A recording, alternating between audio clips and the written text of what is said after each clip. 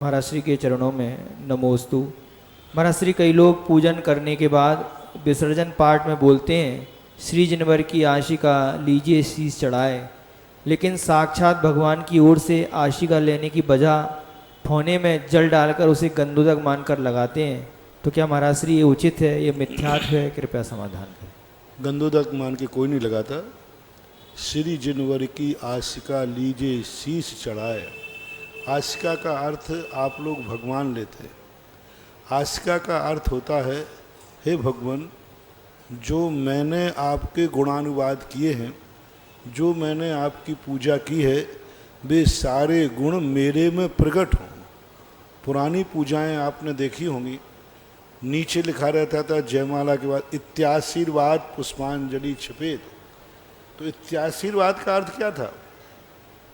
इति आशीर्वाद मम, हे भगवान, जो गुण मैंने आपकी पूजा की है वे सारे गुण मेरे लिए प्राप्त हों।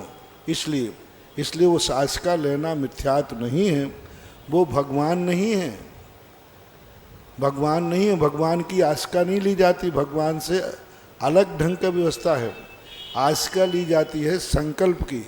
वे संकल्प के चावल हैं कि मैंने आदिनाथ भगवान की पूजा की है, चंद्रपुर भगवान की पूजा की है, और उनमें ये गुण हमने बखाने हैं, वे गुण मेरे लिए प्रकट हों। पानी तो इसलिए डाला जाता है जिससे लोगों को ये संदेह न रहे कि अभी आशिका जो ठौने पे स्थापना है वो अभी पूरी हुई या नहीं। यदि मान लीजिए पानी नहीं डालें तो वो स्थापना है, दूसरा आने वाला सोचेगा अभी स्थापना समाप्त नहीं हुई है, तो हम कैसे व्यक्त करें? तो वो जल ढाल देते। और जल को लेने का अर्थ वो गंधोदक नहीं है, वो आशिका है। आशिका में हमें गुणों को सिरोधार्य करना है। कोई भी क्रिया को मिथ्या कह के हटाना और उसको सम्यक बनाना, दोनों में बहुत अंतर है। बहुत सारे लोगों ने क्रियाओं को मिथ्या कह के हटा दिया, ये नहीं करना, ये मिथ्यात्व है, ये नहीं करना। अरे बात, मिथ्यात्व हटाने की अपेक्षा उसको समझो ना, उसका अर्थ बदल दो।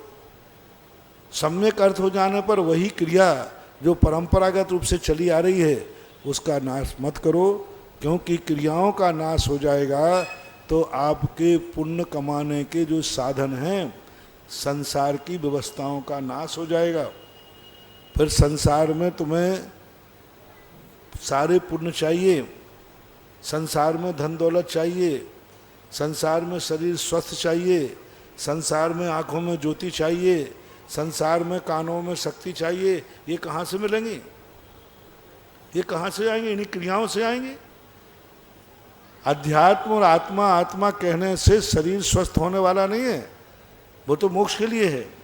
तो आप लोग संसार में रहते हैं, तो संसार को जीवित रखने के मात्र ये क्रियाएं ही बलशाली हैं। जब संसार मिटाने का भाव आवे तब क्रियाएं छोड़ देना। जब तक तुम्हें संसार में रहना है, संसार बनाना है, तो इन क्रियाओं को जीवित रखो। ये कदापि मिथ्यात्व नहीं है।